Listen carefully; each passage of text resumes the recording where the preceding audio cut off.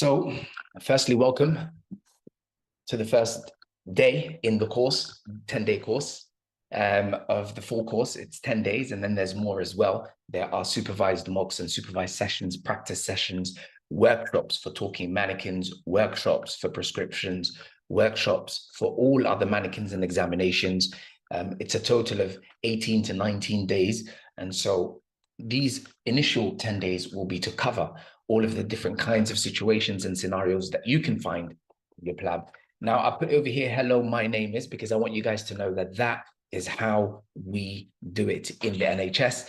Hello, my name is. Introduction. That is how your PLAB 2 journey begins. It is making sure that you introduce yourself to your patients, that you treat them with dignity, being polite, and being very good-natured, building rapport as well. We're going to talk about those things in a second. Just a little bit about my team as well as part of this first day. Number one, Dr. Zishan, the founder of UK Pass Academy. You'll meet him later as well. He'll take the second part of this first day. The sessions will run at 4 hours, then 1 hour lunch break, and then another 4 hours. So the classes will end around 6:30 and the start time is 9:30. So usually we're going to be dividing our days with Dr. Zishan and myself. Dr. Zishan has been teaching for a very long time, and I can't wait till you meet him. About myself, I'm Dr. Radwan Ali. I always like to say, believe in yourself and be kind to yourself. I have had 5 years plus experience in tutoring and mentoring in the PLAB 2 and the PLAB 1 as well. It was my pleasure to be a part of, the success stories of many doctors who know me until this day. And I graduated from Hubei province, Wuhan University in China. And I have had significant experience working outside of the UK in Uganda, in Somalia, and all over the world, China as well. I then made the switch to the UK, did my PLABs, got my registration, and I've decided to continue with my master's in education. And I am doing that while I also take part in this project for UK Pass Academy. But enough about that. I'm sure we're going to get to know a lot about each other. Now, I want to save time, so I won't go too much into the UK MLA map content because the reality is we did a webinar already about that, and I've also made a separate video talking about the UK MLA PLAB 2 changes. So today we're not going to focus on that, but I do need to make sure you understand one thing, and that is that, just a second, let me... Okay, yeah, and that is just one aspect that I need you to know. There are not many changes. PLAB 1 will keep its name. PLAB 2 will also keep its name, okay? The domains that are being tested, the GMC, even before the MLA content map, used to test these areas already, okay? So you don't have to worry too much about that. We have always been tested on these areas, even before the MLA content map. There's only minor changes, maybe all the scenarios moving out, newer scenarios coming in. But until May, for the PLAB 2, even that is unlikely to change. And so we will focus on what we already have been focusing on, because the areas being tested in the UK MLA are still the same areas that were being tested in the PLAB 2. That is your readiness for safe practice. That is managing uncertainty. For example, uncertainties over diagnosis, prognosis, knowing when to call for help, and delivering patient-centered care by listening, hearing patients' values, by taking into account a frail patient, or take into account comorbidities, or the fact that someone might be homeless. And so the social context of these things can matter when managing patients. And this is what we want to pay attention to, outside of just reaching a diagnosis, outside of just making sure we do the basis. We also have to see how we can evolve and include our patients. And the main way we do that, I need to tell you right now, delivering patient-centered care means to define a diagnosis for your patient It means to tell them about their risk factors and to then ask them how they feel about making some of the changes that you suggest, and doing this in a way which is including them. This is patient-centered care. It's nothing new, okay? Because you'll do it every single day. As soon as we do all the different scenarios, you're going to see how we apply these things. Now, to be able to deliver patient-centered care, you have to know how to use communication tools. So you'll hear a lot about ICE, ideas, concerns, expectations. What does that do? It allows you to listen and hear the patient's values. It allows you to listen to the difficulties the patient might have. Doctor, I'm very busy. I don't have time to, cook at home. You're telling me to exercise. I can't go to the gym. I've got a lot of stress in my life. Okay, I hear you. I can see that it's very difficult to make some of these lifestyle changes. I was hoping I can suggest a few things that you can incorporate into your daily life that can maybe help. And, we can always follow up and see other ways that we can change these things. So, sometimes if you're too busy to go to the gym, I just want you to know that sometimes walking very, very fast to get your heart rate up counts as exercise. And you mentioned that you don't have time to cook at home. So I just want you to know that when you order things, or when you order from outside, you can try to choose the healthier options, grilled foods instead of fried foods and things like that. These can really make a difference. So you gave advice based on the patient's concerns, based on the listening and the hearing of the patient when you ask them, do you think you'd be able to make some lifestyle changes? Can you tell me a bit more about your diet? You're listening, you're hearing. Let's move forward.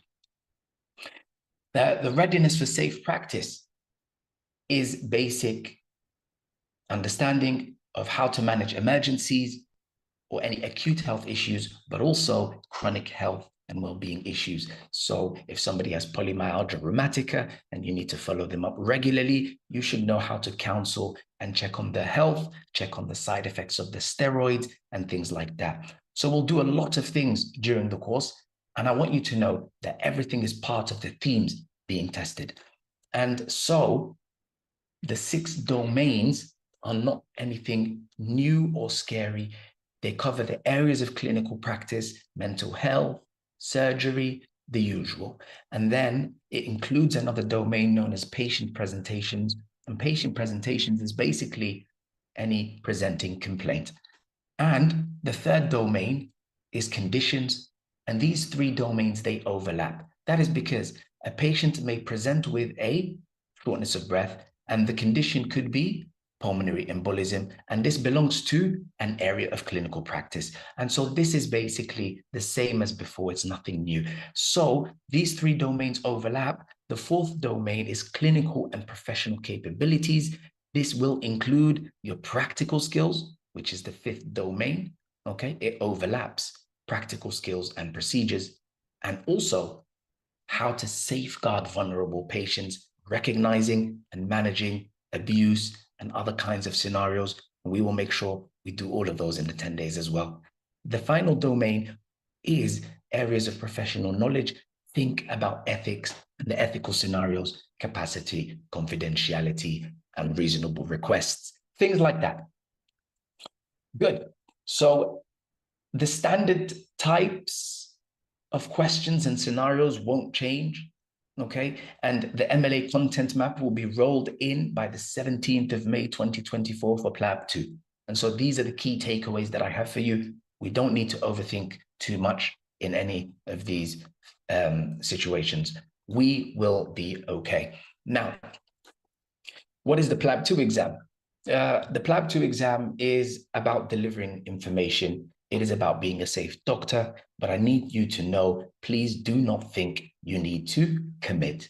You need to commit. When you are in the station for 8 minutes, you will commit to your approach, you will commit to the behaviors expected, and you will be open and honest. A very common question is, what if I don't know the diagnosis? What should I do?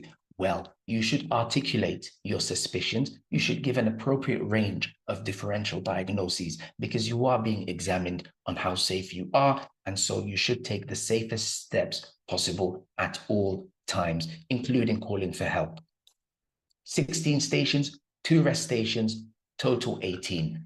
I think most of us may already know how the PLAB 2 is examined, but I'm going to make sure that I cover that as well. It's in Manchester only. Your exams run usually from Tuesday to Saturday with a few changes depending on the season, if there's any holidays or things like that. But generally Tuesday to Saturday, and the duration is 3 hours. So remember, it can actually be very tiring. You will really need those 2 rest stations. And when you are inside the rest stations, my advice to you is to do what you should do, which is to remain calm, take deep breaths, and continue to tell yourself only good, positive things. Do not think about any scenario in the past. If you did good, if you did bad, it doesn't matter anymore. The only thing that matters is the next station. So, how is your exam marked? Well, the format is an OSCE. You will have 3 people inside the room, and the examiner will be one of those 3 people. The marking system will be a borderline regression. And so you have to pass 10 stations, but you also need to reach the overall pass mark as well. You will have 1.5 minutes of not only reading time, but movement time from one station to another, which can take 15 seconds to 30 seconds. So you really have 1 full minute to prepare when you think about it. 8 minutes of station time begins as soon as you enter the room. Your time begins. When you're saying your name and you're saying your GMC number, your time is still running. And so you have to make sure you know how to make the best of the 8 minutes that you have. And this is also a big part of the course. We will make sure that we do simulations and that we show you how it's done and how you can manage your time. And it's important that you also see how simulators are likely to answer your questions, and we will go through those things. The general distribution of scenarios. It doesn't need to be very difficult. I'm just going to give you a quick rundown of the types of situations you can find each and every single one. Mannequins and teaching, talking mannequins, history taking, telephone and videos, including how to approach telephone and video consultations, counseling and examinations, and talking to colleagues, ethics. Well, let's start with telephones. For telephones, everyone, including the examiner, will be on the phone assessing you. Only you will be in the room. Only you will be inside the room, and there's a video camera that can see you, maybe see your body language, and even check that you are, and can even check that you are confirming the details of the patient. Sometimes the findings will already be available on the table. Always introduce yourself and say your GMC number. You don't need to touch the phone, it's already connected.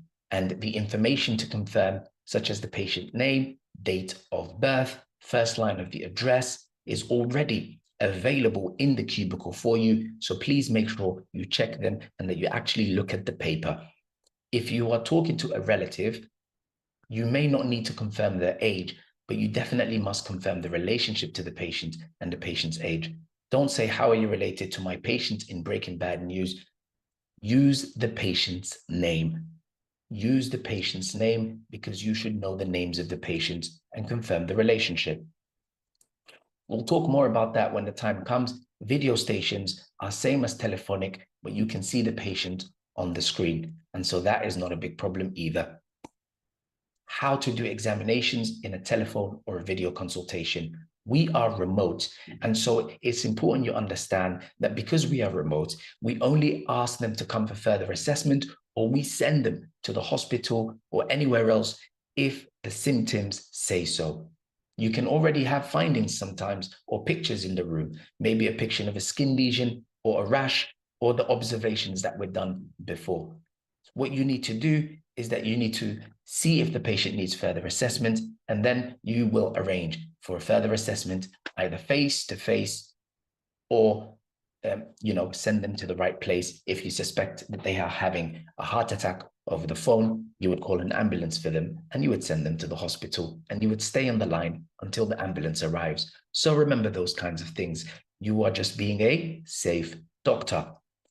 Don't unnecessarily exam patients when it's not indicated. If it's a simple viral flu or a simple UTI, you may be able to electronically prescribe the medication for them and they can go to the pharmacy and then they can take the medication that was prescribed. So you'll let them know, I'll prescribe the medication for you. You can go to the pharmacy, and that's very simple. Sometimes a viral flu doesn't need any prescriptions, just advice.